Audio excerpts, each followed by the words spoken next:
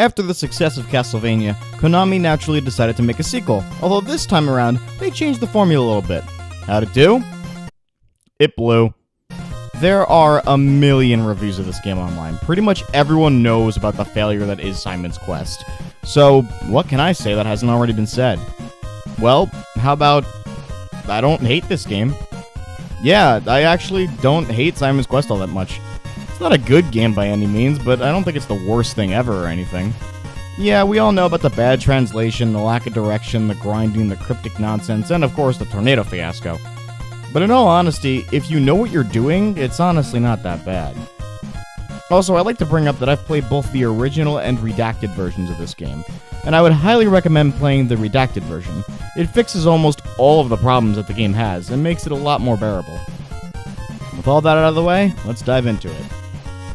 The story takes place 6 years after the first Castlevania, where Simon is slowly dying due to a curse that Dracula put on him after their battle.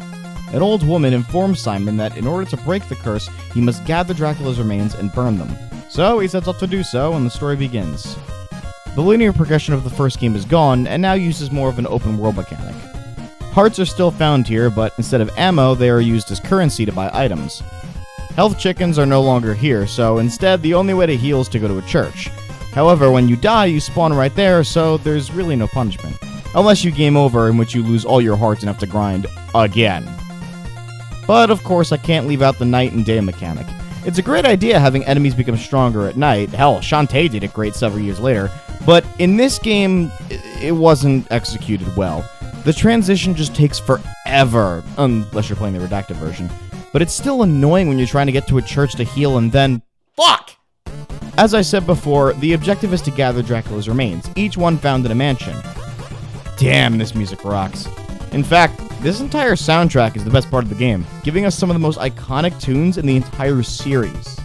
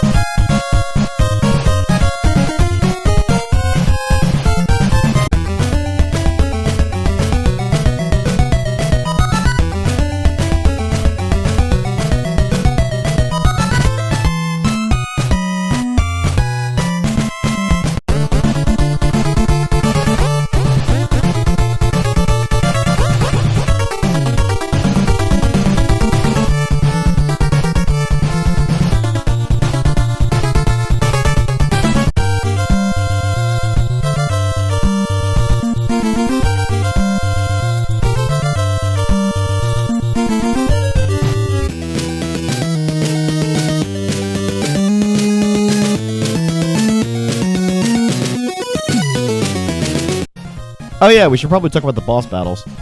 Well, there's only 3 of them, and, well...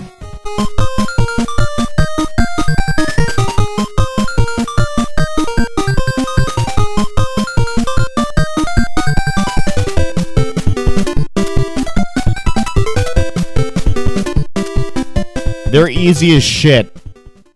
So once you finally defeat Dracula, you get one of 3 endings depending on how well you performed in the game. Since I suck, I never got anything other than the bad ending.